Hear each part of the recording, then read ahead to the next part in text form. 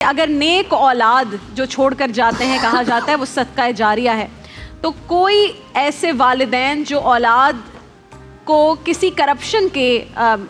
جو ہے روپے دے کر جائیں، یا وہ دولت ہو جو کرپشن سے کمائی ہوئی ہے، اور ایسا کوئی کام ہو جو حرام دولت کا ہو، تو کیا پھر وہ عذاب جاریہ بھی ہے؟ مجھے نہیں پتہ یہ ورڈ ہے بھی یا نہیں، لیکن میں نے اس کو بنا لیا ابھی۔ جی بسم اللہ الرحمن الرحیم، اللہم صلی وسلم وبارک علی سیدنا مولانا محمد وعلی آل محمد وبارک وسلم وصلی علیہ۔ جہاں تک صدقہ جاریہ کا تعلق ہے تو اس میں کوئی شک نہیں کہ نبی صلی اللہ علیہ وسلم نے ارشاد فرمایا کہ اذا مات الانسان انقطع عملہ الا ثلاث، کہ جب انسان مر جاتا ہے تو وہ سوائے 3 کاموں کے باقی اس کے تمام کام ختم ہو جاتے ہیں، اور اس میں ایک ہے کہ ولد صالح یدعو لہ، کہ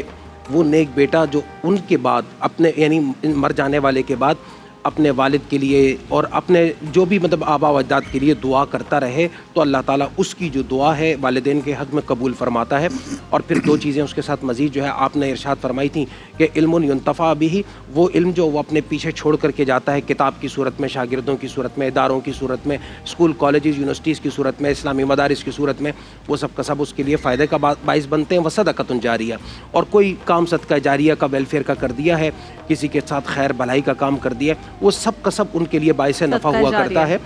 اب رہی یہ بات کہ اگر کوئی شخص پوری زندگی حرام کماتا رہا اور اس نے اپنے بعد حرام دولت اپنی اولاد کے لیے چھوڑی ہے، تو آیا کہ اس دولت کے جو منفی اثرات ہیں، یا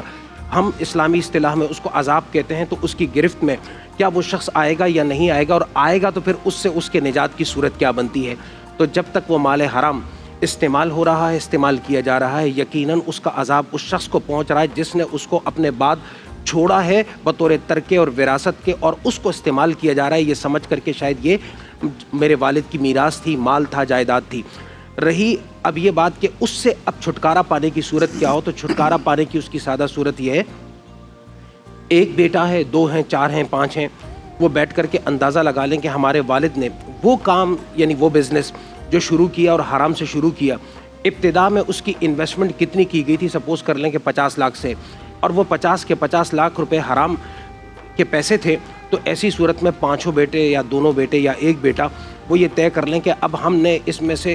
50 لاکھ روپے کی وہ حرام رقم جو ابتدا میں انویسٹ ہوئی تھی اس کو ہٹا دینا ہے۔ اچھا، وہ گریجول پروسیس کے تحت ہو، وہ مطلب یہ ہے کہ اپنی جو بھی ان کی اسٹریٹجی ہو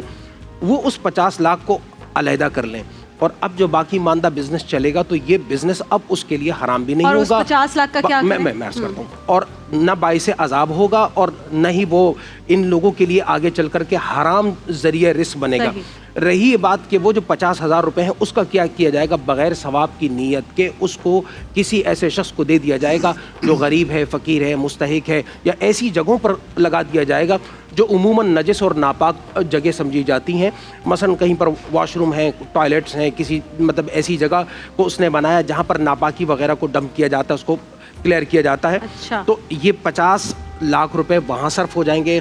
لیکن ثواب کی نیت نہیں، بغیر ثواب کی نیت کے، کیونکہ حرام کا پیسہ ہے، حرام کے پیسے میں ثواب کی نیت کا سوال ہی پیدا نہیں ہوتا، اور کوئی اس طرح کا کرے گا تو وہ مطلب یہ ہے کہ صرف گناہ کا ارتکاب نہیں بلکہ کفر کا ارتکاب کر بیٹھے گا۔